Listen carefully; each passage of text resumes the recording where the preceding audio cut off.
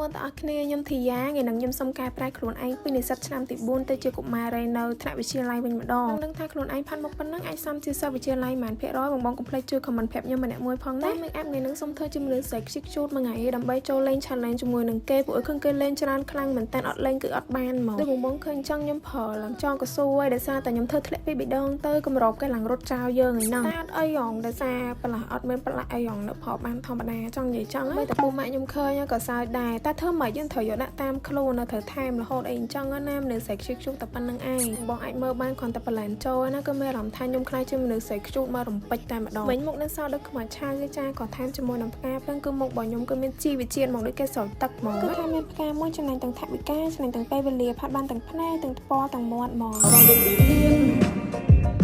ស្រីគេដើរលេងអូនព្រមយកមកធ្វើសង្សារនេះគឺជាស្នេហាកាលពីក្មេង